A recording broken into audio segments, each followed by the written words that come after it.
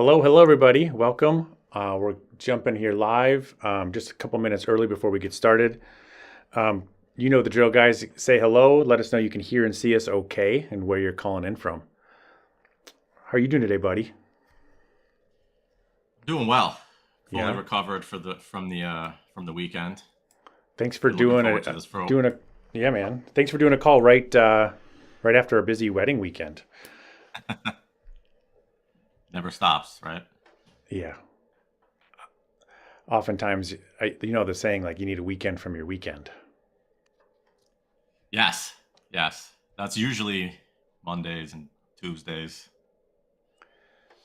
Awesome. So while we're waiting for people to join, um, why don't you tell us a little bit about how long you have been doing wedding photography? And how you've done other genres, right? But I'm curious how you decided to stay focused in weddings. I started working events in New York when I was around like 13 years old through a friend of the family that had his own company, and it's something I just fell in love with. So over the years, I just kept doing it until I was old enough to start my own company, and start running things. And it was actually when I moved to South Florida, so like Miami, Fort Lauderdale area, that I launched my first company when I was 19. Started that, and it was I know I wish I could go back. I feel not 19 anymore. Um, but it was a full production company, so we were doing music and photography and video. So I had built a staff. There were weekends we were doing days we were doing 5 weddings right at a time. A lot going on and things like that. So very volume based. Um, Yep. so when you're volume, you're doing typically the lower um, price points. But then I'm I live would now. say Close the door. It's all some good. yeah. It was about 2000. It was the end of 2011 when actually Melissa and I reconnected. We've known each other since 1999, so we were, always good friends. And then we kind of lost touch over the years. Me living in another state. I love the story. I'm going to get to that in a minute of how things kind of Yeah, yeah. change. Um, that's so cool. But specifically to weddings, was there something special about weddings that got your attention? That had you a lot of people don't make it 20 years in weddings. They get tired, they Yeah. get burned out. What's kept you guys focused on weddings? It's it's 100%. I'm going to speak for myself, right? Because Melissa's not here, but it's 100% the relationships and the connections, right? It's always different. It's always something new, right? So there's always something that's keeping us engaged and interested, which is important. Yep. It keeps us passionate, capturing these memories for people, being part of their day, being there with their families, seeing how they react when they come in to see their pictures after the wedding. That's my favorite part when Yeah. everybody comes over and I can just watch. I watch their reactions, right? Because I've already seen the pictures. Yep. I know they're good. So we get to see that and just take all that in is my highlight. And I don't know any other way to do something like that. And like I was telling you when we were talking before, the wedding we did 2 days ago, Yep. there were two other previous brides and grooms there. One couple was a guest, the other bride was in the bridal party. And that's just more reinforcement, It's just a for continuation. us. Yeah. Yeah, I think we'll Yeah. dig into some of your numbers later. There's so many happy accidents that happen when you've been at it for so long. The value of your brand, your referral base, your network, your community of vendors, all of that stuff really just starts to snowball. Well, we're getting close to time here. We got Larry said hello from Normal. I'm not sure where that's at. Let's see. Like Indiana or one of those places. There we go. Let me see if I can make questions come up. So everybody else who's tuning in, thanks for being here. Let us know what genre you shoot and where you're calling in from. We're going to dive into the content here in a second. I want to make sure that we can show questions. Let's see. There we go. Hey, Larry. I want to get everything set up so that we can quickly bring in people. So I'm going to quickly kick things off. Today, guys, we are going to talk about bridal shows and if they're worth it. And I think the short version is you're going to learn that Lenny thinks so.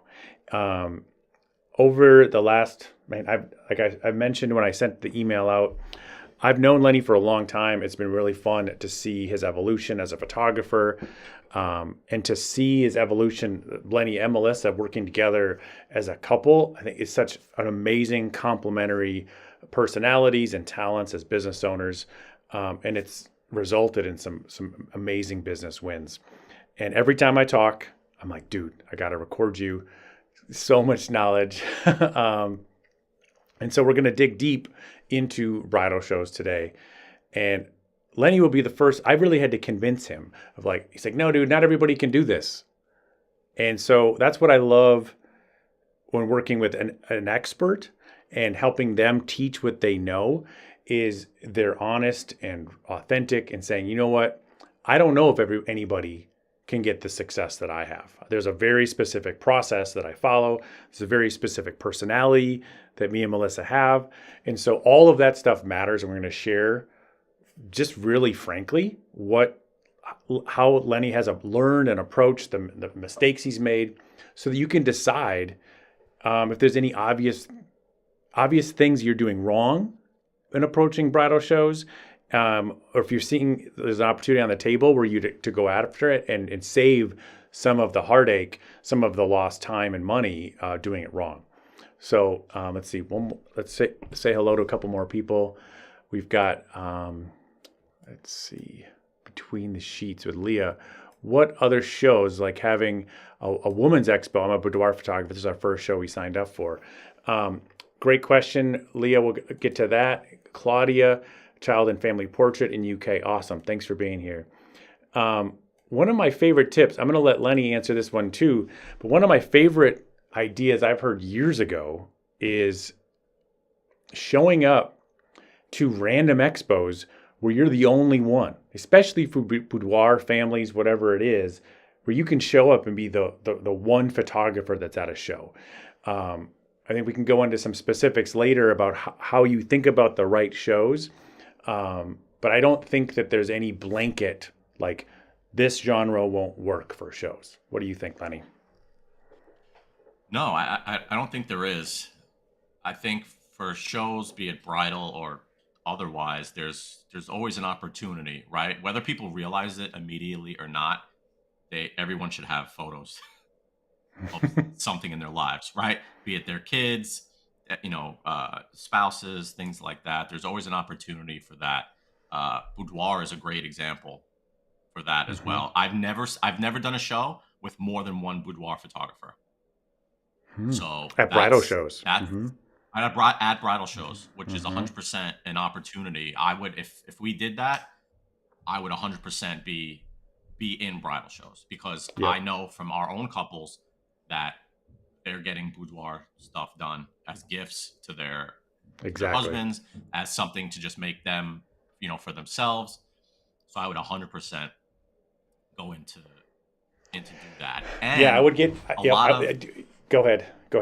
Finish your thought there. I was going to say a lot of couples that come to shows already have kids. Right. That's not uncommon for people to have kids before they're married. So you have an opportunity there as well. Yeah. And at the end of the day, the first thing we're talking about when I first picked your brain about why you love shows so much, why there's some trade-offs, right? It's a lot of energy. You're an extrovert. You get filled up by this stuff. There's no other way to be in the room face to face with so many potential clients, right? And it's not about trying to connect with all of them. It's trying to have I hear your number one goal going into a show is just to have a handful of meaningful conversations face to face earlier in the process in a really efficient way. Yes, absolutely. We want to have those, we use the booth to start off the connection to kind of, reel people in.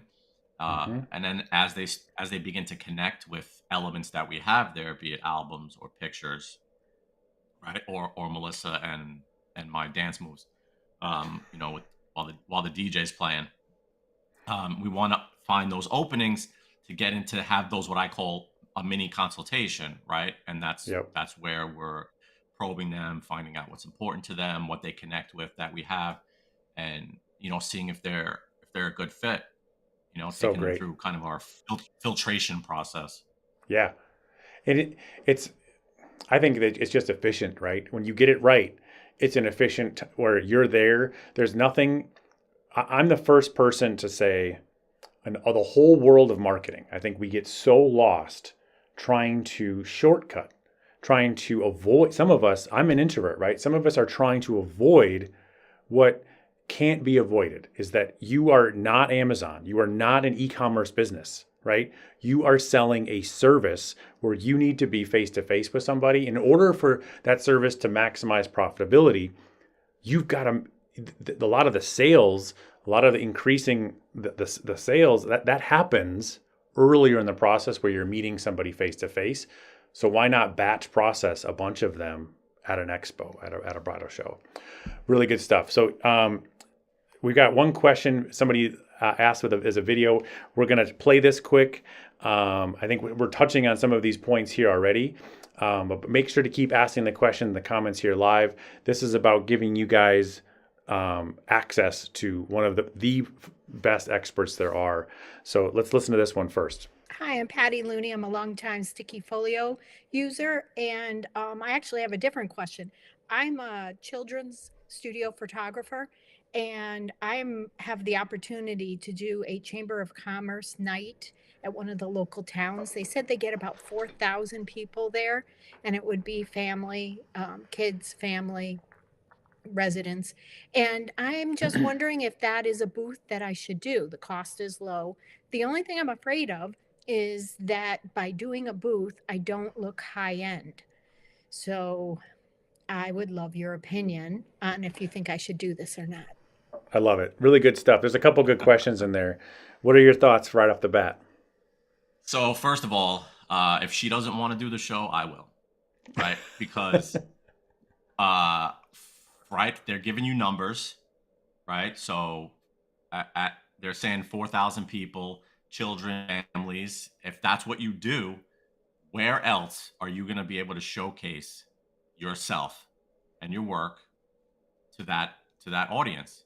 And you're saying it's at a low price. So if it's a low Right. price to you, I love low acquisition costs, right? So if it's a small entry to a monster quantity of people, I would 100% go for that. And I don't make a connection between having a booth and not appearing high end, Right. right? Because go to a car show, right? Ferrari has a booth. You know what I mean? What's the difference? It's what you make your booth look like. If you put together a high-end booth that's authentic to you and representative to your brand and the quality that you're providing and the experience, Yep. client experience, Yep. then you should stand out. People will resonate with that. And I 100% would say do that. Absolutely. Yeah, this is so good. I'm going to come back to some of these questions later. Guys, everybody stick around to the end. I'm going to draw based on comments. So if there's things that are resonating, comment that. Every time you comment, it's entering you into the giveaway at the end. I'm going to do a random number generator for everybody live. And we're going to pick two winners, one for the camera strap and one for a $200 gift card to Fineo. So thanks for being here live. You guys rock. I want to share one more tip I've seen This is from David Enlow. He's out of California, and he's been doing farmers markets. He's a family portrait photographer. He also makes these like handmade, cut like reclaimed wood frames. Super unique, right? So two things. One, it gives his clients a chance to like put their hands on these awesome frames. Two, in his booth, he's grabbing families, taking their picture as a lead gen, right? What a great way to give people a teaser of what's possible. Hey, give me your email address and I'll follow up with a quick picture, right? And we can talk more. I think it's about going into that event with the right attitude, with the right expectations about what should be coming out of that time, right? So today, here's the agenda. I'm going to do our best to keep us focused on these buckets, right? Number one, you got to look at your numbers. Number two, we're going to share some of the biggest mistakes. There's the three biggest ones. A lot of them funnel into these three key things. And Lenny has seen a lot of them over the years. He's made some of these mistakes himself. So we're going to go through to help you guys save that heartache. And then we're going to show you the 3-step plan. To be fully upfront, guys, we've got a full in-depth training that's going to be coming out later this week. So we're going to show you guys what's possible, give you as much value as we can in the next 50 minutes. But I want you to know that some of the details, some of the nitty-gritty step-by-step, we're going to go through later this week. I'm really excited. So we'll share with you more about that at the end. For now, let's jump into the numbers. So I think that let's go back to the beginning. Number one, Lenny, you say your goal is to have a handful of conversations, of meaningful, authentic conversations. And as long as you're doing that, you're consistently you can see a show giving you a 40K ROI. And a lot of that does come down to your averages, right? But what are some of the other numbers you think that matter the most when you're approaching this tactic? On how we're getting the numbers, or just your approach to thinking about, is this tactic worth it compared to other tactics in your business? meaning the marketing, the show versus others? Exactly. Yeah. Yep. So it goes back to what we were saying earlier on, I don't know any other way to get in these people's faces, right? And have it be a two-sided conversation, right? Because all other marketing is one-sided. Whether you run a TV commercial, a radio ad, you stick something in someone's mailbox, you run a social media ad, right? You're putting it in someone's face and hoping that it resonates with them or they engage with it, right? Yep. And if it does, great, but you can't continue that conversation, right there, without them taking another step with that. So with the show, you're there. You're right in front of them. Everything you do is in their face. And you can see right away if what you're doing is resonating with them, if they're connected to your work, if the pictures are speaking to them, they like the way the albums are laid out, right? There's all these little indicators going through all that where you can see if you have someone that's qualified, right? A qualified lead in front of you right there, or if you just want to kind of just keep it moving and go on to the next one. Yep. What I loved when you've talked about this before, because this is so proven, right? You're still diversifying, and you're doing how many on average? You're doing about 4 shows a year, right? Yeah, give or take? Historically, it's been it's been 4 or 5. Okay, and that is still only represents a portion of where you're getting your clients. I think you've said in the past it's a third referrals, a third online, and a third bridal shows, right? Yeah, so that's always our targets. And I think it's important to diversify a little bit too. Even though you could probably double, you could do more shows, you could focus more heavily on it. It's good to have that balance. I think one of the best questions to answer right now is, should a photographer whose averages are lower than yours, how can they make the numbers make sense? What do you want to? What would you answer that? So if their numbers are lower in what they're in what they're charging for their collections, if they're not doing like in-person sales and things like that, I would probably tell you, don't go into a show that costs you $1,000 and don't spend $5,000 on your booth, right? You know, having an average of 2,000 is another conversation on its own. Yep. But what I would say is find a show. You don't have to go monster, like we do. You can get a smaller space. You can still have an attractive booth. You can still be an attractive person, right? Mm-hmm.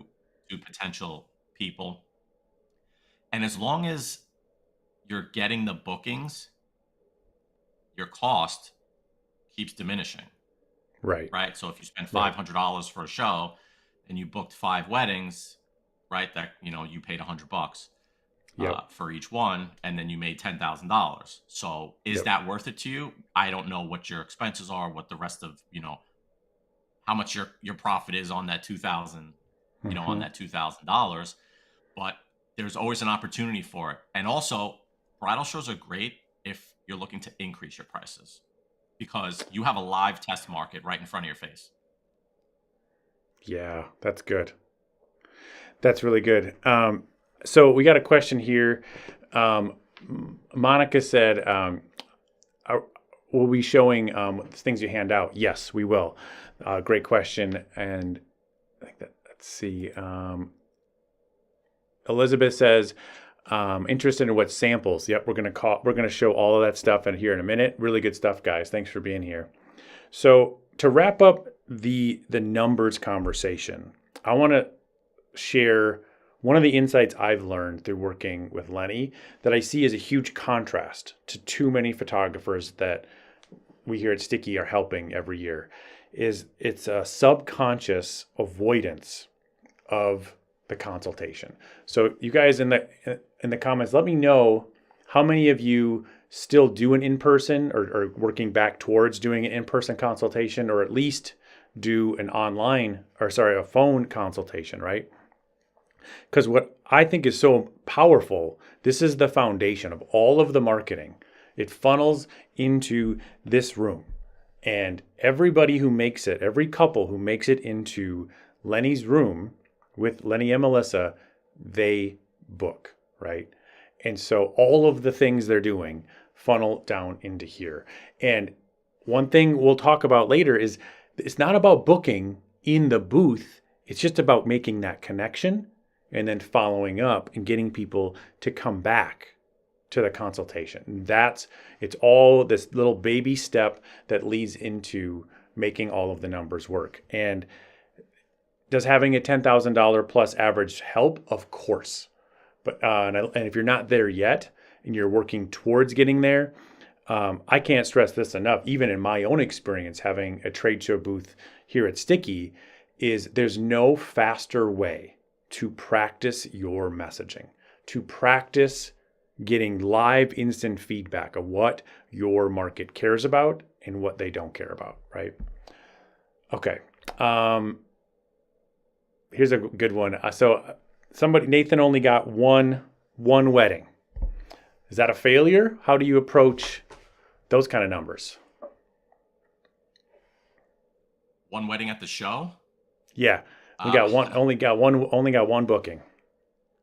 Right. So that's a couple things. That could be, you could look at it as a failure. You only got one. Yep. I would say if that's the case, you're probably doing something wrong. One thing, it could be many things. It could be the booth. It could be your pricing. It could be so many things, but I wouldn't get discouraged from one booking, right? I've had multiple shows where we turned one into like $100,000, right? So it's all a possibility Right. with that. We did a show in Miami, right? And we ended up with one couple. Awesome, right? Great family. The bride was there with her mom. It was her and her mom, and we just connected with them. They loved everything we were doing.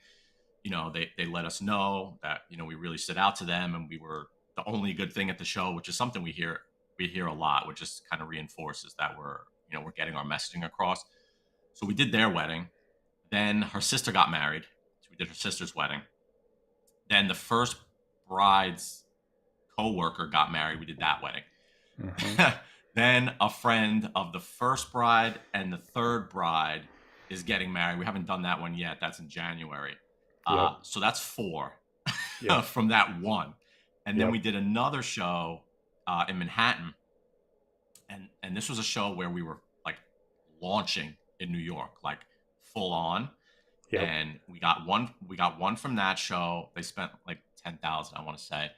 They sent us their friends, and then those people sent us their friends, right? Mhm. So that's 1 becomes 4 and another one becomes 3, right? So 7 out of which was 2, which walking away you might be like, oh man, I only got 1, that sucks, right? But if your numbers are good, 1 could be a success.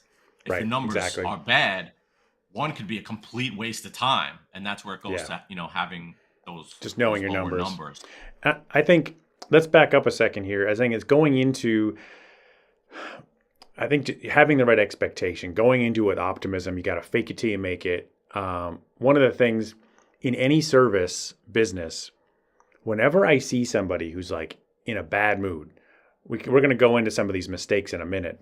But this is one where I've been at trade shows and somebody's crabby about something, right? It's like nobody wants to talk to you if you're crabby. Nobody wants to talk to you if you're mad about the booth you're in, right? You just got to make do with what you've got in that moment. And you can't judge the success of a show for months and months and months. Some of the people that follow up and eventually book with Lenny, he's closing these people months after the show. So you can't just say, you know what, this is a flop. This is a waste of time. I know it's hard when we put so much of our emotional energy on the line. We want that instant feedback, the instant like, oh my gosh, you're amazing. And we got to be patient and trust in the long investment, especially with your booth build out. Whether you're spending $500 or $5,000 to build out your booth with samples, etc. Number one, you should have samples anyway, right? You should have a really good library of samples for your in-person sales. If you're trying to sell any products, you've got to have that regardless. So I think that's kind of a wash. It's the booth build out, your design, your prints, whatever else is an addition to what you have on display. That cost goes down the more shows you're able to do. So going into it with that planning, look, we're not going to know if this works or not in one. I think that's probably the key takeaway is deciding, look, if I'm going to do it at all, I may as well do 2 or 3 so that we recoup our costs, and knowing that we're just not going to get it perfect the first time. We're going to learn and get better in practice. And then Absolutely. going into it, knowing that desperation, there's nothing that scares people away more than desperation. Okay. If you're trying to get the booking in the show, the timing's perfect. Okay. Here we go. 3 mistakes. Keep the good questions coming, guys. This is great. These are the 3 biggest things. And I think so many things, it not only is trying to get the booking in the show, the mistake, there's probably 100 others that are a result of trying to have this as your goal, right? So go ahead and riff on some of your experience and some of these mistakes you've seen. So trying to book in the booth isn't a mistake in that it shouldn't be your goal, or it's something that you shouldn't try to do. It's a mistake in how you go about it, right? So if you're in there and you're just rushing through a conversation, you're just talking nonstop, selling, pushy, right? Pressure. Here's my show special, right? Want to book me, right? All that stuff. You're just coming off extremely desperate. Like if you don't have this, if they don't book you, you're gonna melt, right? Right. And people sense that. That's a huge, huge turnoff, right? Another thing is booking at the show. You could end up with the wrong client, right? So if you have someone, maybe you didn't spend enough time with them to ensure they're the right fit, and you end up with a headache, right? And disappointment all around. And then that whatever amount of money you made is not going to end up being worth it because you just had a couple with a bad experience, right? Because Mhm. you were just focused on getting them to swipe their credit card, right? That you didn't go through enough of the process and understanding who they are and what's important to them and making sure you're the right fit. Now, we book at shows, right? Absolutely. We book at shows without a show special, no discounts, nothing, right? Yep. And that comes from connecting with them on every level, right? We vibe with their personalities, they're vibing with ours, they're connected to the images, they're resonating with them, they're saying all the right things, and Mhm. we've spent a good amount of time with them so that we're able to see and get all those signals that, hey, all right, they're solid, right? They understand what we do, they're excited about everything we have to offer, right? They're happy, they're having a good time, everything's connecting with them. Yes, 100%. When that happens, go for the kill and take them. Yep. I love it. It reminds me, man, 6 or 7 years ago when we were helping photographers sell websites with one of our other products. Um, Whenever you find this amazing connection, right? You finally have this connection. You're completing each other's sentences. They see you as somebody who can help solve their problems.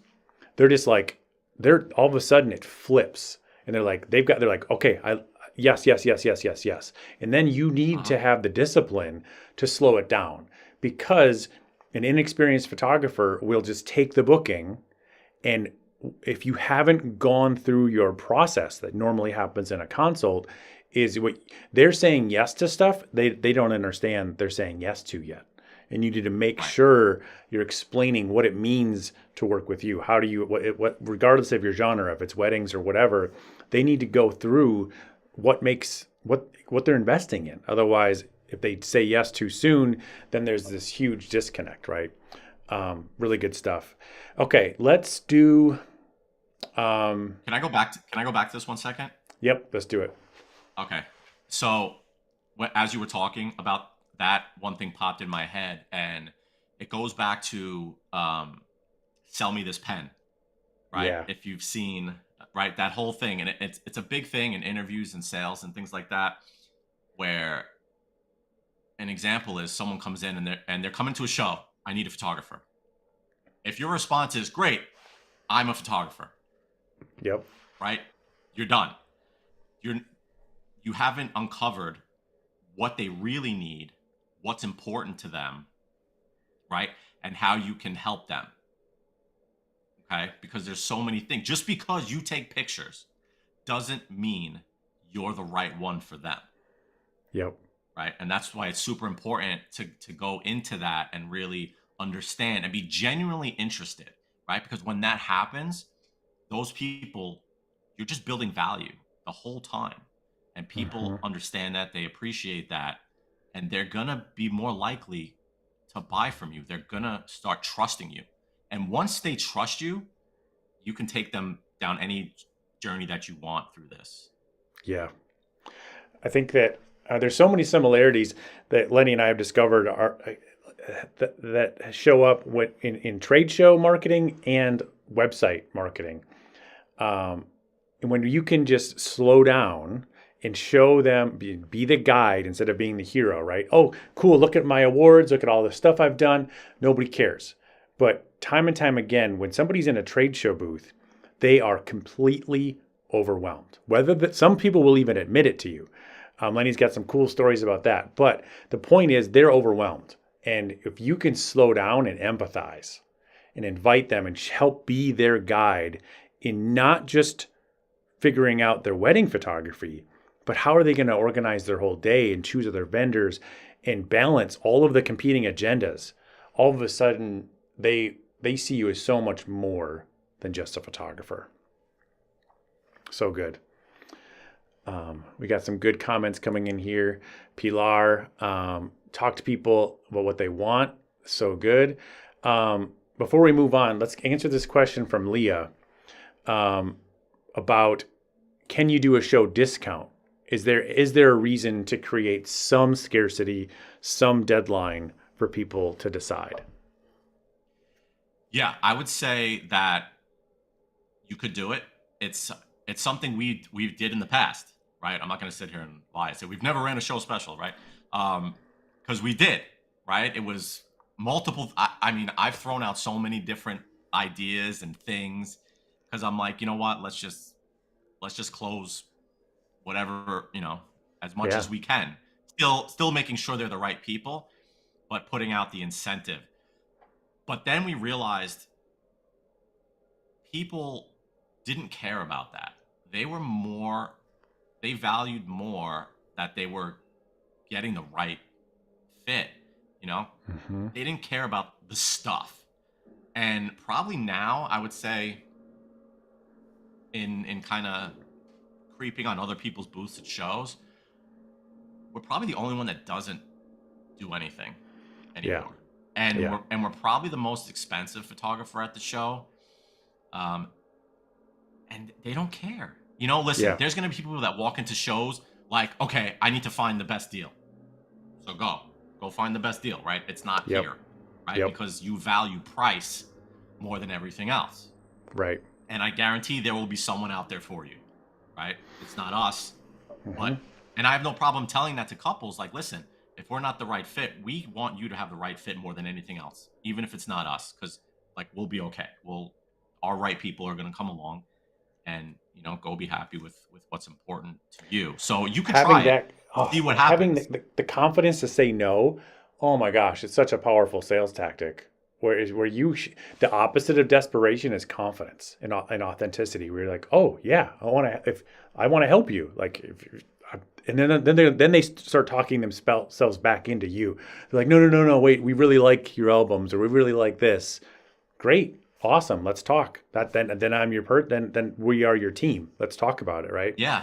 Listen, I had a bride was at a show with her mom, and they loved us. They wanted to book, and then the mom comes over with the price sheet from the photographer around the corner, and she's showing it to me, and I'm like, all right, if that's what they feel they're worth, right? And if their work speaks more to you and you think you'll have a great experience with them, you should book them. But if you feel more of a connection with us and you love our work, then you should work with us, right? Yeah. I have no idea what they're doing. I don't care what they're doing. I'm not saying this to her, right? But I have no idea what they're doing, nor do I care what they're doing. I'm not there to find out what everyone's doing so I can also do it. I'm there to do what no one's doing. So the people that value the differences are attracted to us. It's so great. I think so. The nugget I want to come back to, we're going to send out the replay later today too, guys. This is why I knew we had to have Lenny on, because he drops these little things in passing. I'm like, nope, you went too fast. How he responded. Think about how the emotions that come up first for you guys. Imagine you're in a booth and somebody comes up to you and gives you the price sheet from another photographer and says, how come your prices are so much higher? Why should I choose you instead?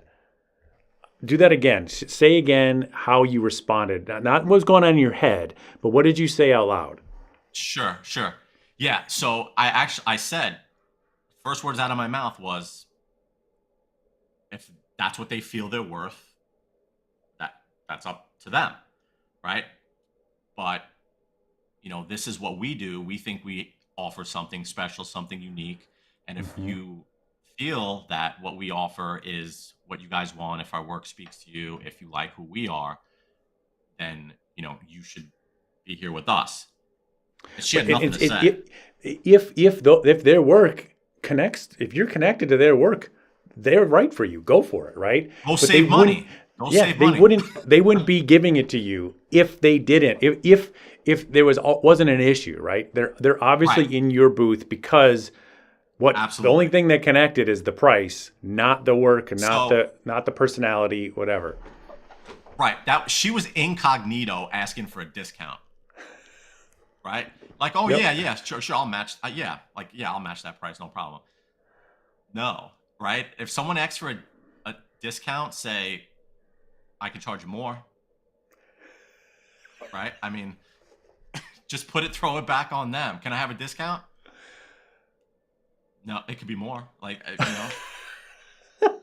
just you got to diffuse that stuff. Yeah, it sounds. You can't. It's so great. Is it's just people have they're so inexperienced. We have to always remind ourselves that. What I love is Lenny's been doing this for so long. He still could come back with these funny, diffusing comments because he hears the same ridiculousness every week.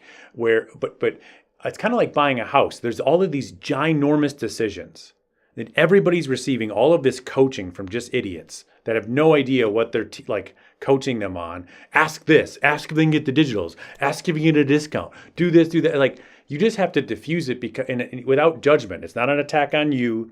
You don't have to. We don't have to diminish them.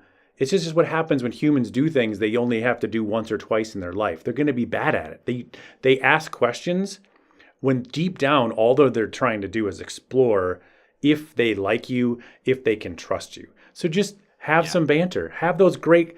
It sounds silly when you just say, "Yeah, I could raise the price," and you get to laugh, and you're like, "Wow, this is a human being, not Amazon." Mm-hmm. Yeah, because what happens is a lot of people, I guarantee that a lot of people in that situation, what's going to happen? They're going to revert to defending their prices. Yeah. And that's it. You're done. You're dead. Once you, oh, well, we do this and we have, 20 years experience. Like if I have all these awards, like who cares? Right? It's not about the price, right? They came back to you. They could have just stayed over there. Right. So they're good. Looking for something to push them over. And it's not you getting defensive. Right. It's saying, listen, this is what we do. If you like what we do and you would like to have it, here you go. If not, there's 10 other photographers at this show. Right. Mm-hmm. You'll probably find that's such a good. I didn't even realize we're going to have that nugget, but that's a huge takeaway for me today is just having that loaded in the back of your mind as you're gradually raising your prices. I know that everybody's freaking out about the pending recession and cost of gas, and everybody's going to be asking for a discount. But the reality is, people are. Joanna just said nobody says, "I wish I would have spent less on my wedding portraits." Right? No, it's a once in a lifetime thing. Right? They still care about making sure beyond light years more important than getting a discount is making the right decision, right? And they're still going to choose. They still want to choose the person who's going to be the best fit for them. So having that quick shorthand, to kind of then to gather yourself when somebody says something attacking your prices, and to not be defensive, to say, "This is what we do." Such a great, authentic response that diffuses people where they'll almost feel like gross for saying that, right? It's just a bad habit that consumers develop of be like, "Hey, how can I get more for less?" Right? And we have to anticipate it. We can't take it personally, and we got to know that it's just what happens. Okay, let's talk about it's their condition. Yeah, totally. Okay, I want to talk about samples in the booth. I think we're going to dig into that here in the next section. I'm going to save that stuff for later if we need it. So the biggest mistakes come out of wrapping this part up. We're going to show people what you do have in the booth in a minute. What are some of the mistakes you've seen when it comes to the booth design and samples? Okay, so I'm actually going to give you something that a lot of people might not think of. Yeah. You and what you look like is part of your booth design. Okay. So, and Nate, we spoke about this last week probably, and when I was telling you about, you have some people that are in like full tuxedos, right? Or you have people that are just super underdressed. They look like crap. That is a terrible, first impression. I don't care what's standing behind you. Like, you can have our pictures and our albums, right? And you could have whatever, the greatest stuff in the world. But if you look like a mess, or you're not resonating with someone, they're gonna think, is this guy gonna show up in like, tuxedo with the tails and a top hat, and all this stuff? and I'm not exaggerating. Like, this is the stuff that we see.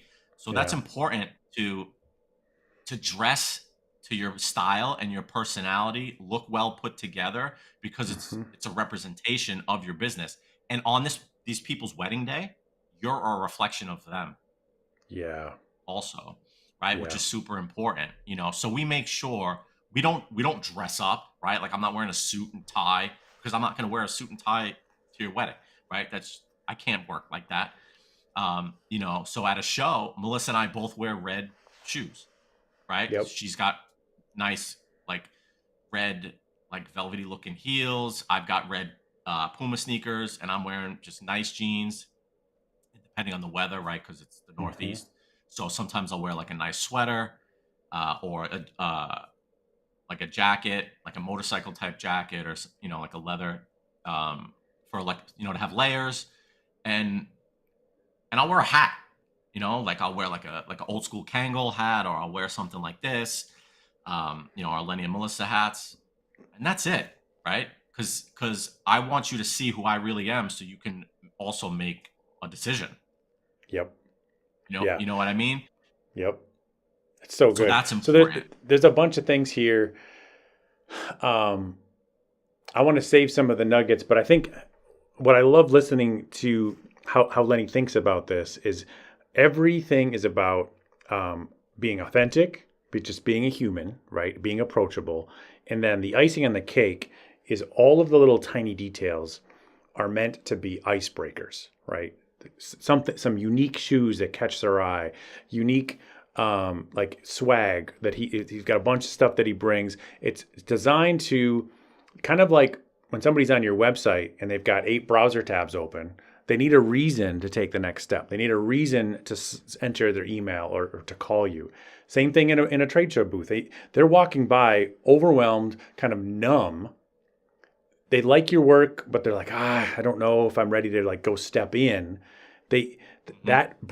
breaking that barrier of awkwardness to initiate a conversation or just start and take a step into the book and look at or into the booth and look at your albums.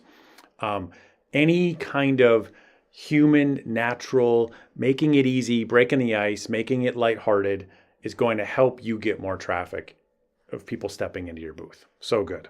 Yeah, Um, It's funny. I made a note, like, yeah, a while ago. Because you always gave me that billboard, like going down the yeah, road with the billboard analogy, and yep. we do the same thing, where the goal of the booth is to make people just pause, Mm, right? Find something to get them to stop for a second that they can see yep. without So us good. engaging. Yep. Because what's the mistake? Oh, I remember you said this a while ago. What are the most common mistakes you see is people coming out of the booth or like instantly asking a question? What's the line you hear way too many times? Everyone's opener at a bridal show is, "When's your wedding?" They don't care about anything else. You know, Nate, you've been to Vegas, right? Yes. Hitting the Okay, so paper. you know yes, yes. So all the guys on the Uh, corner, they've got all yeah. those postcards, right, for escorts or the nightclubs, and they're just boom right there, right? That's what that's like. Um, Oh, it's so great. That's internet you're just marketing, right? It's as long as I get like one to take it out of 1,000, it's worth it for them. But you don't want to be that guy. You don't want to be that person who's like attention grabber is like slapping some piece of paper on your hand or being abrupt or interrupting them. Like, don't do that. And so we're going to talk more about what to do, but don't start with a question that's as meaningless as when's your wedding. All right. Last but not least, follow up. In the training, we're going to be going through how Lenny approaches the criteria for different shows that are worth it. One of them is knowing if he gets the leads from the show, when they release the leads from the show. All of that's really important stuff to do. So you want to make sure you're getting it, and you want to make sure you're getting your own personal leads during the show that you can email directly or text or however they want to be reached. And doing what you say you're going to do. That's like one of the most important ways to show credibility that builds building blocks of trust is say you're going to follow up and then do it. Okay. I hope that's helpful, guys. Some quick things to avoid. Let's jump into the 3 parts of Lenny's plan are to plan. Have a good plan that's rooted in numbers that make sense for your business, right? Knowing what you need to do to break even, knowing how many shows you want to do, all of that stuff, designing your booth, designing your samples so that you're attracting the customers that are going to work for you. We want to be real in the booth, just be human, have natural things to say. And then following up in a variety of ways. We're going to break all of those things down. So as I mentioned, guys, we're going to be going into those 3 topics in depth. We're going to spend a full hour and then additional 30 minutes for Q&A. Starting this week, starting Wednesday, we're going to kick it off. We're going to give you a step-by-step guide to getting Lenny's results in your own business, whatever your genre is, using events, using bridal shows or expos to book clients that are excited to invest with you, right? So on Wednesday, this Wednesday, we're going to go through the plan. We're going to spend a whole hour on the design, the plan of the booth, the whole strategy. And then on Thursday, we're going to go through everything Lenny does the day of the show, the whole checklist of what he says, what he doesn't say. And then following week, we know we've got a holiday weekend coming up, so we'll pick it back up on Tuesday, and we'll go through getting all of the follow-up, how he runs the consult, and eventually gets the booking. So this is all going to come with on-demand access. So if any of these dates don't work for you guys, don't worry. You don't have to attend live. Everything's going to be on demand and chopped up into tiny little bite-sized chunks, so you know you get it all done. Okay, so that's what's coming this week. Let's spend the rest of the time giving you guys as much value as we can with the rest. Keep asking questions. We'll get as many questions as we can answered. We still got the giveaway to get through. So let's jump into the plan. How do you approach? Give us a couple. I think what I want to focus on today is a couple thoughts on how you choose a show, and then we're going to talk about some of your samples, how many images and how many albums you have. All right. So let's start with choosing the right show. So I'll give you an example. So when we decided to launch full force back into New York City, I knew Bridal Shows was a method we wanted to do to get the exposure. So I went and I just started Googling bridal shows and seeing, the companies, checking out their websites, and then deciding, who we wanted to contact based on our schedules and locations and things like that. But once you start reaching out to show producers, you want to make sure you're getting at all the info that they can give you, right? All their statistics, what kind of numbers they're pulling, how they're marketing the shows. Also, here's something important. You need to know the difference versus how many brides or people getting married, grooms, right, are registered versus how many guests, right, or attendees, because that can just be an inflated number. Oh, we have 1,000 people coming to the show, right? Well, how many of them are actually, right? Is it 200 brides and they all brought 5 people? Because that's the thing. They travel in like full squads, right? 7, 8 of them. They got their kids, and that one bride, that one bride is 10 people, right? So Totally. Yep. So I got an email from our next show, and they said we have 400 and something brides registered, and 1,000 people, whatever it is, right? Okay, so that's real, right? So that's, you want to know how many vendors, right? Total. Is it, how big is the show going to be, right? Because if it's a small show with a low number of vendors, people are going to be at the show for a less amount of time because there's less for them to engage with, right? So that's also important. Okay, and then go. You're gonna That's so good. I love that idea of, it's such a flipped impulse, right?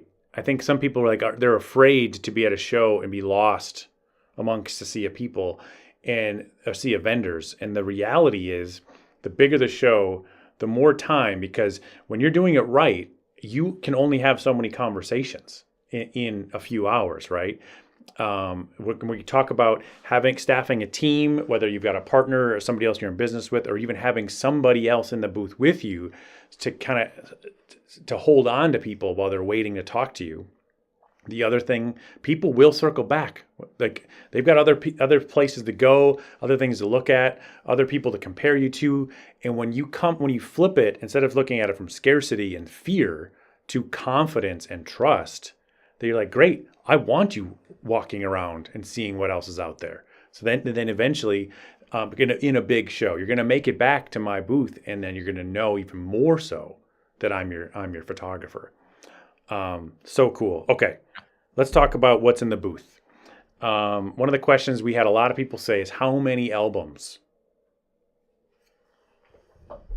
How many albums should they do, or how many do we do? Or I'll answer both. Yeah, do both. Let me see. I just ordered 4 new ones for the next show, so there's that. We probably have, I want to say at least probably have 12 or more, something like that. Because Okay. we set up 18 feet Yep. of table essentially. So we fill that in, with a bunch of books.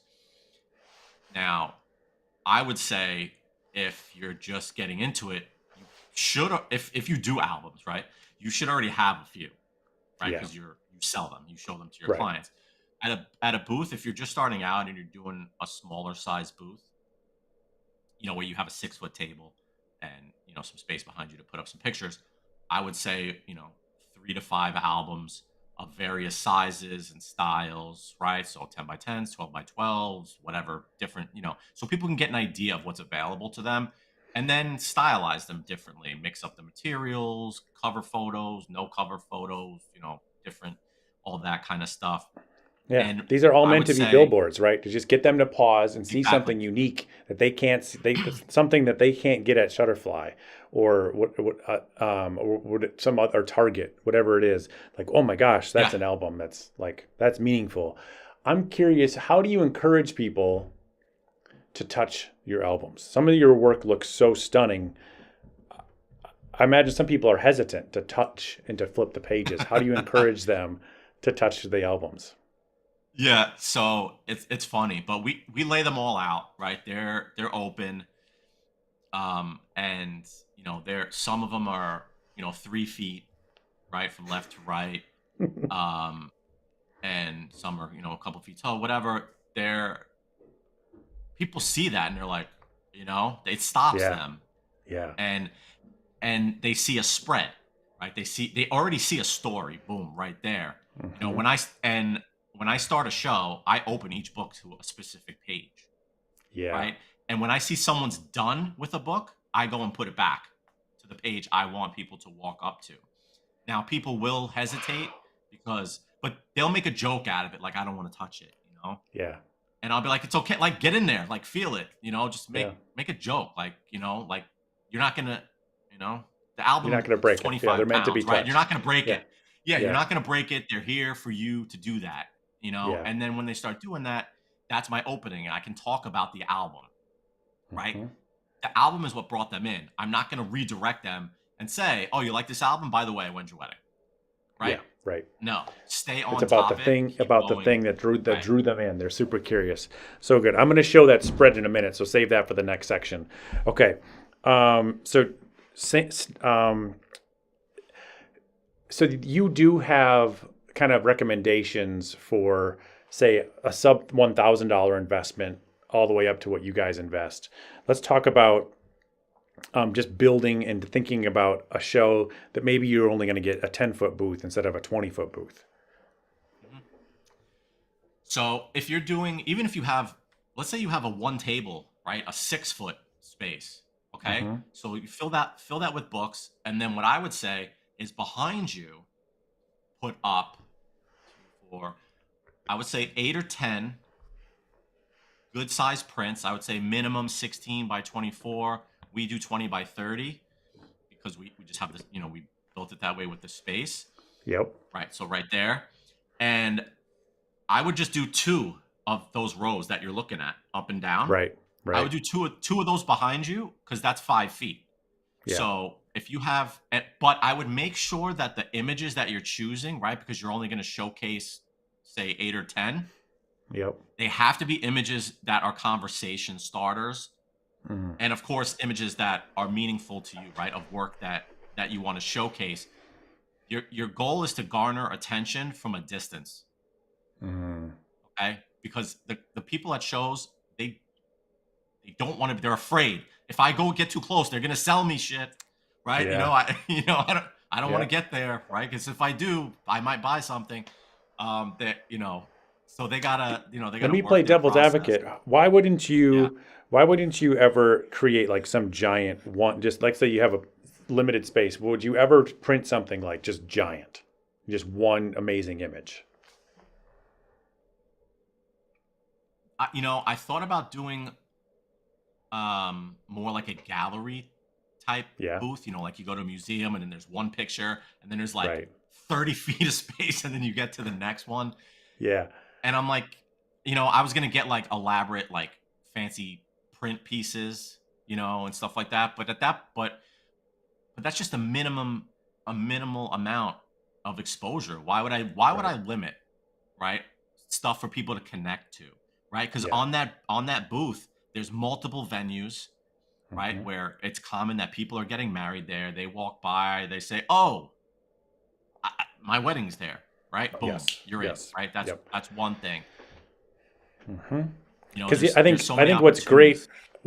why I see this working, and I can kind of add on top of your expertise of what's worked over the years, is this number one hook is I think that's where we're getting married, and the size of it is it's big enough so that they can make out that venue from the aisle, but they're like they got to lean in and they want to, and it's a Yes. natural reason for them to step in, right? If you just had one giant image, one, you're limiting the number of hooks that one image could be. People will go, wow, that's awesome. And then there's no It's tension. over. They're like, all right, see you later. But now they're like, whoa, and like, oh, they see one and they want to see it, the detail of it, and now they're in your booth. So each one of these are an opportunity, and you're not just choosing your random portfolio. You're choosing locations and venues with a purpose. So good. Um, so depending on the space, you want. I think bottom line, you need to have samples. Almost any vendor has some discount on their samples for albums. We've got some cool exclusives we're going to talk about in a minute, but whether it's for your sales in-person sales room, for your consultation room, you need to have them. And is there too many? Like, is there too many to have? Or too few? If you only have one, is that what are your Yeah, thoughts there? yeah. You need to. That's why I said have. I would say have at least three. That Yeah, way, because you're gonna have people coming up, multiple. yeah, And if you yeah. can if only one person can look at an album, Hmm. and if I walked up and you only have one example of your work, I'm a little concerned, Right, right? right. As well, Yep, as a consumer. But yep. what I will say is, if you're gonna do a smaller number of albums, like on the 3, 4, whatever side, put a lot of pages in them. Tell a Yeah. really good full story. Our sample albums are 50, 60, 70 pages, which is a Wow. lot. And and Yeah. and but we're choosing to spend the money on those. We don't have to, but when someone has the weight of it, number one, right? It's Hmm. substantial. Yep. So when they feel that and then they go to the guy next door, you know, and there's a big difference in that. But then as they're flipping through, you have more opportunity to catch their attention and show them something that's going to resonate with them. And that's why albums are so important to us, because there's no other Yeah. way for me to get you hooked onto a story. And Hmm. 10 times out of 10, when people are going through a book, first thing out of their mouth, I feel like I was there.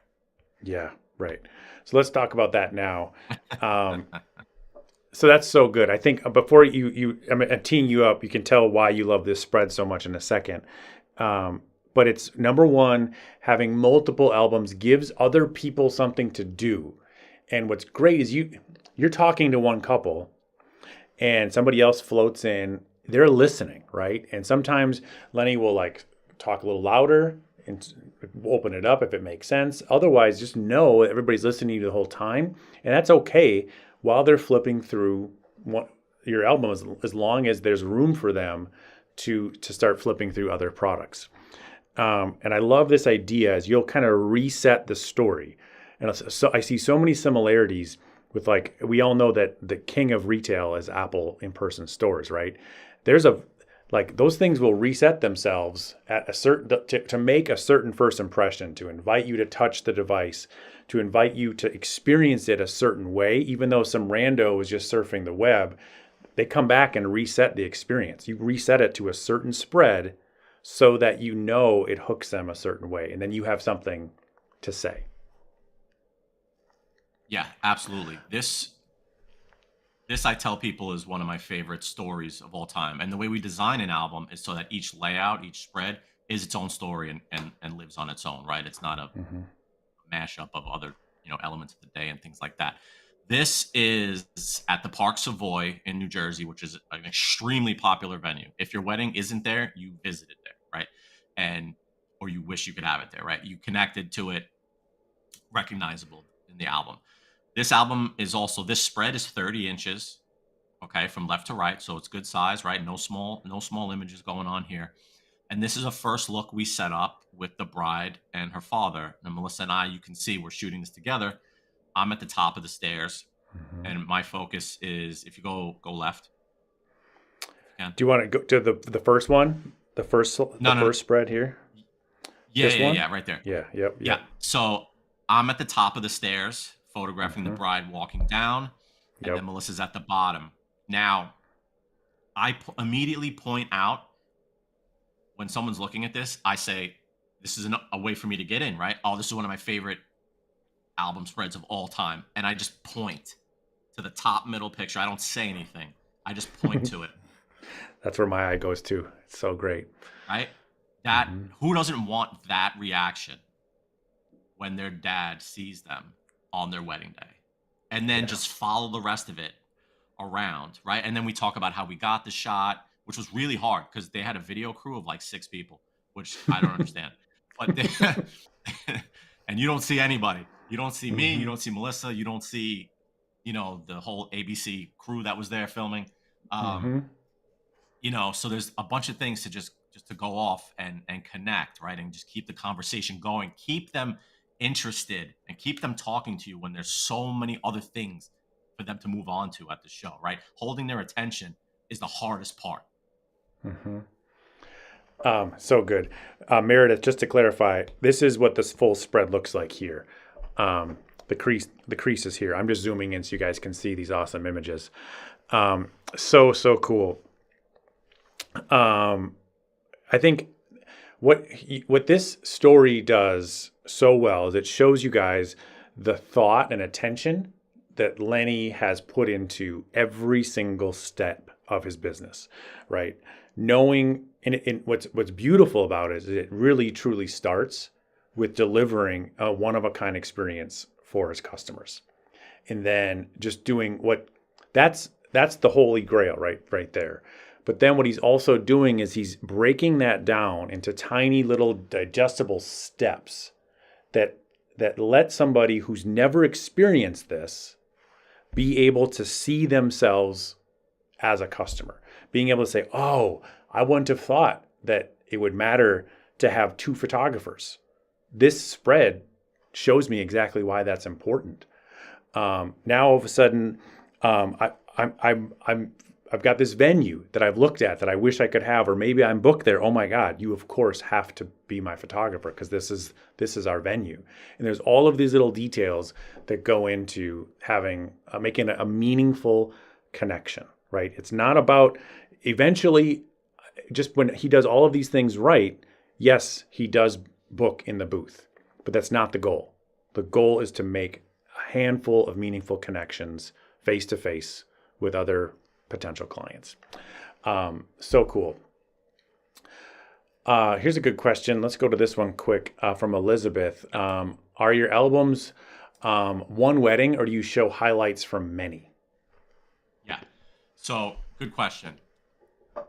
If I would say your goal is to do have each book be one wedding, right? Because you want to show someone what they're going to ultimately end up with from you, which is going to be the full story of their day, right? So you want them to go through it so that they can visualize what it's going to be like working with you. Mm-hmm. Nate, I don't know if you have any plans on mentioning that one album that we worked on. I'm not going to say it if you don't want to talk about it yet. If you want to, go for it. I think that's a really cool way. Okay. Yeah. So here's this. This was actually Nate's idea, so he'll get the credit for it. To make an album that do you have? I don't have anything to pull up. We're going to show the specifics of how to build that. That's going to be an exclusive in the training this week. But you can tease it and what caught your attention, and tell me this. Just tell what it is. Yeah, so it's an album that features testimonials, right, and the words from a whole bunch of couples with a really impactful image right beside it. And so Nate had the idea to build an album out of that. So we made it huge, right? A 3-foot book.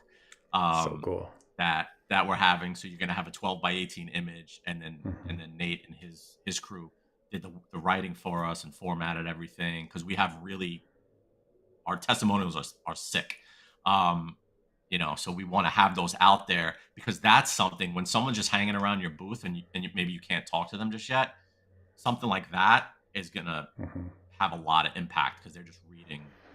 I think that's a good thing to have as an icing on the cake, as the foundation to answer that question. I think you need to show people exactly what you deliver your customers, right? You need to have that first, have a variety of that. Yes.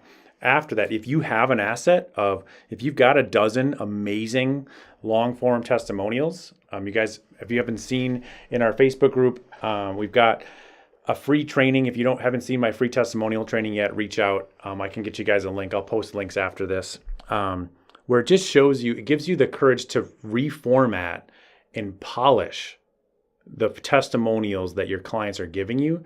Because if it's multiple paragraphs, the problem is most people aren't reading multiple paragraphs unless you tweak it a little bit. And so we did that with Lenny, and it's a great, great thing to have people just come in and start reading and listening and being part of this story and seeing themselves in the story. Okay. I'll give you an idea real quick. Go ahead. For just because it's on my mind. If 100% do the individual weddings, if you feel you're lacking a little bit and you can't make 4 or 5 full wedding albums, do as many as you can. And then what I would do in another one is have your favorite moments, authentic things that happen, and you can just position it that way. These are some of the favorite things we've seen happen, because each page would give you something to talk about. So that's just something you can do if you're short on full albums. That's a really good idea. Okay, I'm going to come back to some of the follow-up discussion. We're going to answer more questions, but I want to respect everybody's time if you got to get going. And I want to make sure you guys have the opportunity to join us this week. It's going to be such a blast. You can see how much we kind of just scratched the surface of how much Lenny has to offer here. So starting on Wednesday, we're going to kick off at noon.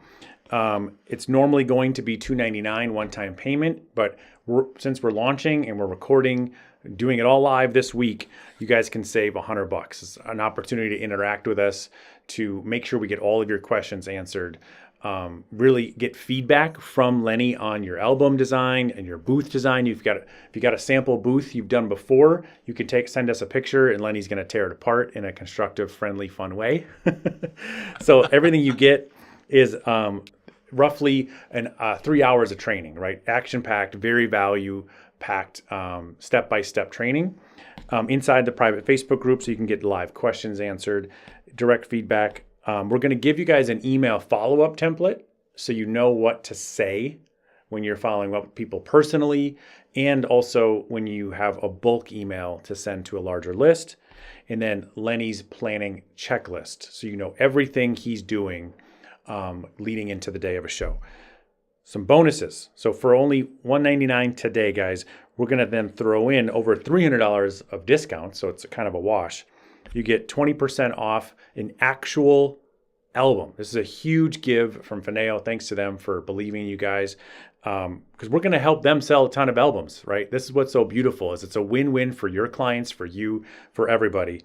And you also get a 40% discount off of your samples. So I know that somebody said they need to refreshen up your samples. Yeah, I think you're right. You have to make sure you're showing images that people want to be in, right? Spider Holster's given a 20% coupon, and I'm throwing in $100 off the Story Brand website bootcamp for everybody who signs up and joins us on Wednesday. So to do that, you could, whether you're on a device, you can do a QR code there. Let me grab the URL. The coupon code to save $100 for the launch is in the URL. Let me grab it, and I'm going to paste it as a comment here. In YouTube, know that if you're watching YouTube right now on a device, sometimes it's hard to click on links. If you're on your desktop, it's easier and that link will work. Otherwise, you can hold your phone up to the screen right now on that QR code and go grab it. I will be sending out this link immediately after we publish the replay today, but the discount does expire tomorrow night, right? You've got from today, tomorrow to watch the replay and make this decision to join us live. Okay. The good news is you get both of us. I'm so excited. I think the combination here, when Lenny and I thought about doing this, there's no other way to get this much value where you get 20 plus years of experience from Lenny. And I think you guys have all probably taken trainings from people as smart and action oriented as Lenny, but then doesn't necessarily mean they know how to break it all down into little bite-sizable chunks. So I'm here to slow him down, to get him to repeat the important stuff, and to put it into a framework so that you can implement this and use it in your own business and personalize it, understand it, make it your own, and use it. That's what we want. Okay. Good stuff. So let's see. We're going to do prizes in a second. Just do one more quick bonus, guys. For those of you that sign up today live, we're going to be here for probably another 10, 15 minutes answering questions. First 5 of you to sign up today will get a bonus coaching call directly with Lenny. Love this. The scarcity practice there. Sold. I love it, Leah. I'm excited to have you in the training. You're going to be a blast. Okay. So you guys have the way to sign up today. Let me show the QR code one more time, and then we'll get back to giving you guys value today. So grab that link that I posted in the comments, or do a QR code scan on your phone. And let's jump back to, there was something good I wanted to show. So, we're going to talk about follow-up. One of the things that I love that Lenny said in our conversations of building this all out is when he does, Claudia, you're the best. Thanks for that. Okay. So when you do this right, even though one of the mistakes is not having follow-up, I think he still does follow-up. I want you to hear that first. But when you start doing these things right and following the process that Lenny does, he doesn't have to actually follow up because the couples reach out to him. So tell me some examples of a great show for you is you have a handful of really good conversations. You're planting the seed for them to come in and meet you guys face to face in your office. And then what happens? You go home, you unpack, and then what happens after that? So leads usually start coming in a little while after the show. Just people writing, connecting. We met you at the show. And they want to meet up. I will also pocket a handful of leads. So if I had a good conversation with somebody, I will get their info specifically, names, emails, phone number, all that stuff. And those are ones that I will personally get with right after, to set something up. But like like you said, the majority are coming to us. They might not come right away, right? Mm-hmm. Because so many people at bridal shows like got engaged on the way there. They're so new, and they'll come to us months later, which is not uncommon. Mm-hmm. But the other thing that we'll do is, we're not going to be able to talk to 500 people at a show, right? It's not a thing. We make sure we have something that's a little more general that once we get the full list, that we can then blast out to everyone else. So Yep. it's our personalized follow-ups to the select few. It's Mm-hmm. it's the bulk one, and it's them just doing it, Mm-hmm. on their own. Yeah, totally. That's really good. We'll break through exactly how you frame that, but the gist here that I'm taking away is for the bulk, you've got to assume that most of the people getting the bulk email haven't met you face to face, right? So you've got to Yep. incorporate that into what you're going to say. And instead of going straight for the kill shots, right? Hey, book now. Only got a couple spots left this year. No, slow down. Like they don't even know who you are yet. You got to invite them to meet you, to experience your work, to see samples, something that's as appropriate for the stage of the relationship they're at. Whereas for the one-to-one email, these are ones you've literally pocketed, right? And you've told them you're going to follow up and reach back out to them. So it's jotting down a note, mentioning something specific, like, "Hey, I'm so excited to talk more. I know you mentioned you're going to have you're considering these two different venues. We'd love to talk." It's something to follow up on the conversation you had, just like humans do, human to human. Like when you mention the thing you talked about, they're more likely to want to continue the conversation. So cool. All right. And then having the patience and the confidence that you just never know, right? So this is why you still do the follow up, to be top of mind, to stack the deck in your favor, knowing that people are at all different stages of their decision making process, right? There's some of them are urgent, some of them aren't. And when you can just be confident and calm and be there for them to guide them through the process, that's what you got to do. Okay. Were there any other questions you wanted to address quick? I'm going to grab up some other ones here and we just kind of go fire drill. You guys, I'm going to do the giveaway here in like five minutes, and I'm going to draw everybody who's commenting. To increase your odds of winning, for those of you guys that are here live, tell me some of your favorite takeaways. All right. I want to hear what was your favorite nugget today from this training. And then we're going to go through and answer as many questions as we can now. So do you need a high-tech flashy booth? This makes me think of like, did they need a TV or not, right? Yeah, I mean, we don't use any of that stuff. Our booth is, I don't know if you want to get into what everything's made out of, but it's legit. Like, it's pipe and drape, Mm-hmm. Velcro pictures, and Velcro. Yeah, I love it. That's It's it. simple. Yeah, it's simple. Yep. I mean, that's what And it it's is. showing having like a really good, meaningful way to print good samples that are. What are the sizes of your images again?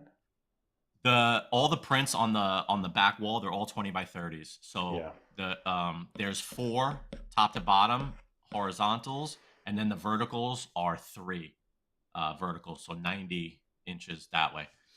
Mm-hmm. So cool. So 20 by 30 is what we do. Yep. And I think that's a really good size based on what we talked about earlier. Okay, what about networking?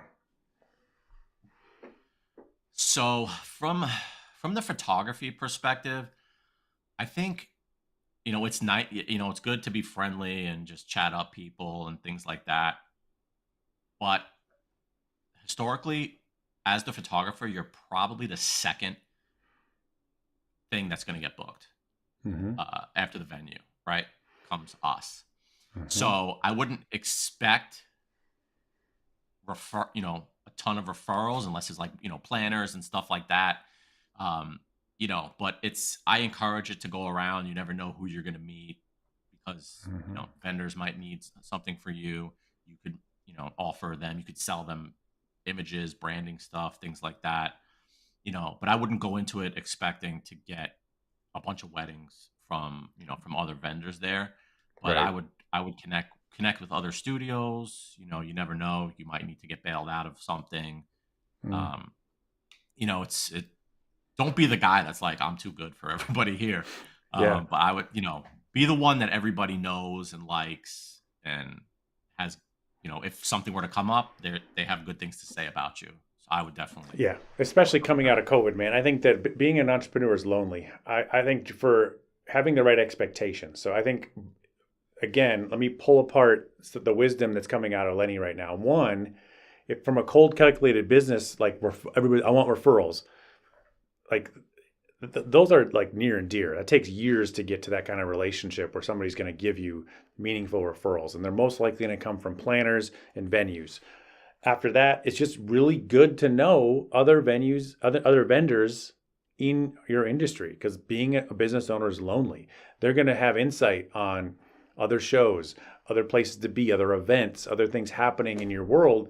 That it's just good to be a part of that scene, right? It feels good, and it other business owners who share your customer base are going to understand you and empathize with you in a way that your friends can't. So it's just a good place to meet people. Okay. Here's a big one. I've had mixed success. I've booked from them, but I find them to depend a lot on things: publicity, cost of brides, even the weather. I did one that took place right after a snowstorm. What should I look for in picking? How do I choose one that is likely to be successful without spending hundreds of dollars in fees? Okay. Let's see. Just pick Mixed something success that with, resonate. Yeah, go ahead. yeah. So, I mean, mixed success with bridal shows, I would say, is kind of to be expected. Mm-hmm. You have to kind of test the waters with different show producers Mm-hmm. and find ones that are gonna give you value, right? Like right now, we only work with one company doing shows. In the past, we've worked with multiple, but we've Yep. just had such great success and a great relationship. And they do depend on a lot of things, right? It's like we said before. How do you pick your shows? How Mm-hmm. are they marketing them, right? There's your publicity, cost of Yep. brides, right? For that, I really don't. I know in the past a lot of people were like, if they're not charging the brides a significant amount of money, they're not good. No, that's not true. I do plenty of shows where the brides pay nothing to get in, right? And there's no problem. Weather, we do one show every year. It rains every time, every time, and it's our biggest show, and it and it rains, and I'm like, man, this is gonna suck. Um, it's at a football stadium, and it rains.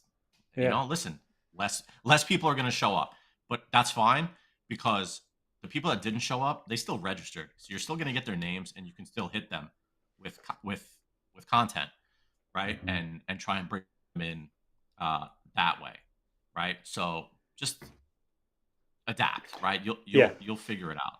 And these are all things.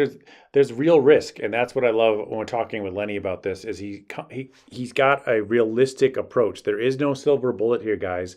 If this was a guaranteed way to slam dunk to book 20 weddings in an event, everybody be doing it, and it would we wouldn't be talking about it. But there's nuance. There's patience. You got to find ways to make it valuable with the relationships you're creating, with the way you're getting better at your marketing as a whole, and knowing that the ultimate success isn't going to come immediately that day. It's not even necessarily going to come with that one show. It's the decision to invest in shows as a strategy. Gary's got a good question here. I don't do weddings, but you do families. What kind of shows do you think would work for that? Off the top of my head, we talked earlier about really any Yeah. place where your families are going to be. And even if there's aren't other photographers there, that's okay. That's actually pretty cool. Um, Yeah. what are some other ideas off the top of your head for places to do shows at? So the question that we had earlier was about the Chamber of Commerce and thousands of people with families and children, Hmm. right? I mean, look into that. Just get involved in your community. On top of that, even something like a home show, right? People are looking, they're Mm, there looking for stuff to put in their house, right? Well, guess what you sell? You sell decor for people's homes. Love wow. them, Yeah. Really good. Really good right? stuff. Yep. So why not get into that? I love it. That's something that I would tackle. Yeah, awesome. All right, we got a couple questions left here, guys. Remember, the first 5 to sign up get a bonus one-on-one coaching call to use when it makes sense for you in kicking ass in this tactic. Scan the code, click the link, sign up, save your $100 discount goes away when we kick off on Wednesday. Let's do some drawings here. While I bring up my number generator. Oops, I didn't show the QR code while I was talking. There's the QR code. Scan that one more time. And Lenny, I want you to talk about why you love using Spider here while I bring up my number generator. That spider came from incredible neck pain from camera straps, and I was actually at a trade show. Yeah. I was at Photo Plus in New York probably 7 years ago, and came across them, and I was, talking to Cy, the owner, and everybody that was there, and just getting an understanding about it. And I took one home that day, and I've been using it ever since. The holster, the hand strap, it got the weight off my neck and my back. It got the camera out of my way. Yep.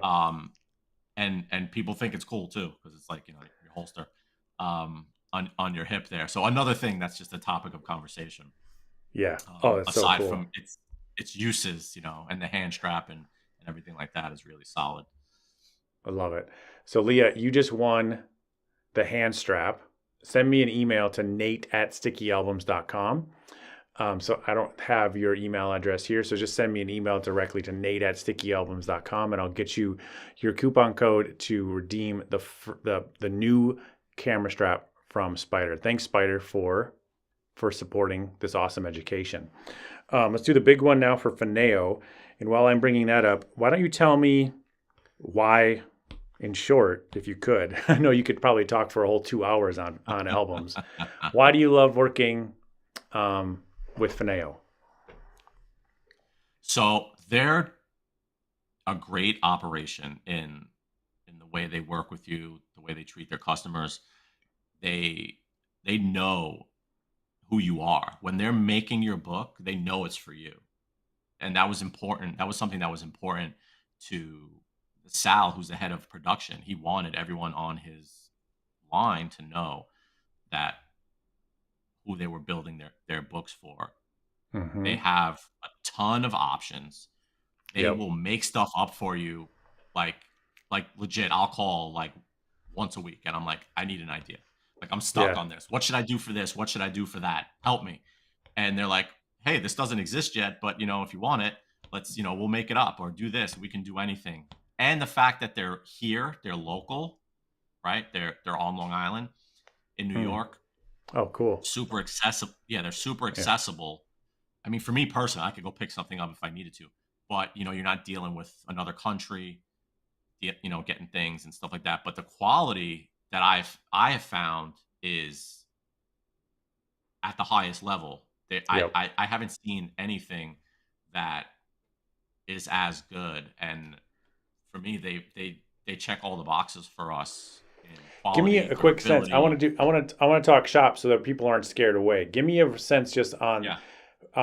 You give a range. Your clients get a range of choices. Just give me the top, the low entry for your cost of an album from Fineo, and the highest album, because I'm sure there's a big range here.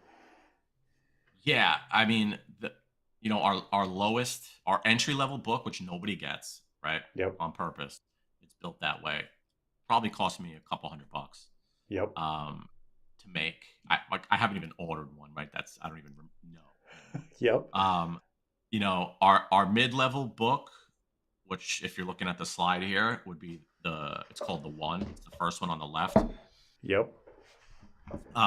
That's our mid-level book. Those baseline are around $500. Yep. And then once you add pages and customize stuff, it goes from that. And then, I mean, I could build people, and I've spent well over $1,000 on an album, and that would be something like what's called the next one in the top middle. Those are handmade matted albums. They're super unique and really attention to detail and the craftsmanship, excuse me, is something that really stands out with something like that as well. So, you can get into easily $1,200, add a case and, all that. So there's a broad range, but there is 100% something for everyone at Yeah. every level with their All right. line of albums. Like I said, I knew you could talk forever on them. They're so great. I think that I've seen them before in person. I think that it's when this is such a crucial part of your business, and without me going on for another hour on this too, guys, I talk to, whether I'm coaching or interviewing, in understanding the common denominators between photographers that are thriving and photographers that are struggling. The common denominator of people that are kicking butt and making a healthy profit are selling albums across genres, weddings, families, boudoir, whatever it is. It's something unique that only you can deliver that captures the story. So $200 to number 12. Let's see, 1, 2, 3, 4, 5, 6, 7, 8, 9, 10, 11, 12. Meredith saying that, here we go. Meredith, you win the $200. Congratulations from Fineo. Again, I just put in my email address, nate@stickyalbums.com. Send me an email. I'll reply back to you guys with your individual coupon codes. And as a reminder, everybody who signs up for the course this week, you still get some awesome discounts to these companies as well. I've got the bonuses here. So the 40% off your sample albums to build that out. Really, really good. Okay. Thank you guys so much. Meredith, I'm so glad. She already knows how awesome they are. So good. Love a good album. Yes, Todd, you rock. All right. Not starting with a question. Chip, there's good takeaways there.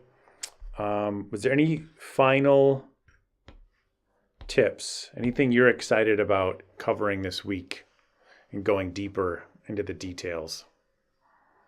I mean, working the booth is my favorite part.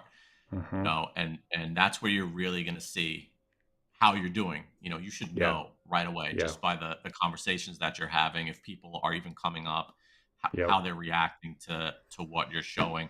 And I think that's going to be the biggest thing right there. And I think people would really want to, dig into that. I've got a good bonus that we're going to cover this week. Is for time, we could really only just pick Lenny's brain here, but we've got some really good structure and notes from Melissa, who's more of an introvert, but still crushes it. I'm more of an introvert too. So even if you're nervous and you're like, oh my God, I hate being out in public, but I can do this. We're going to give you ideas, inspiration, things to say, how to approach this, how to build your team. So it's not just you, but how things you can do based on your personality and how you can approach different people based on the personalities you see that they have. We'll cover a lot of that stuff this week as well. So let me see, did I post that link right? There it goes. Okay, so you guys can click that link to join us this week. I'm excited. I don't that the live ones like this are a little rushed. We can slow down a little bit, take our time, go into each step. And so one thing to know, the benefit of joining us live is it's more interactive. And even the day of, right? It'll go into a private Facebook group. You guys can watch the replays and comment all you want, and we'll be in there answering your questions, even if you're just watching like the later that day or the next day. But what everybody's going to get access to long term is my team and I are really good at chopping up each little tip that we cover into smaller bite-sized videos, so that you don't down the road when you want to revisit it, you can check off the stuff that you've done as you've watched it and gotten that stuff done. Let's see, there's one more. Lenny's got tons of other cool ideas. So this training is only going to get better as he's talked about recording, going at his next show just on his phone and kind of giving you guys a tour of his booth setup, and we'll add that to the training, giving you guys a tour of his albums, So all of these things, the training's only going to get more and more valuable. And anytime a new asset, a new mini training gets added, you guys will have access to that too. Thanks to all the feedback, Meredith. I appreciate that. Everybody's saying awesome things about how valuable this was and how we bring on good guests. Credit to you, buddy. Thanks for being here. Okay, I gotta Thanks for having fly. me. This is fun. We'll see everybody who's joined. We'll see you guys on Wednesday. Share this link, share the replay. I'll be sending out the replay later. Share it with other people who you think could benefit from this training, even just the free one. Feel free to pass this along with this YouTube link you've got right here. The replay will be here, but I'll be sending out an edited, shortened version of it too later today. Awesome. Have a good one, guys. Sounds Take good. care. Cheers.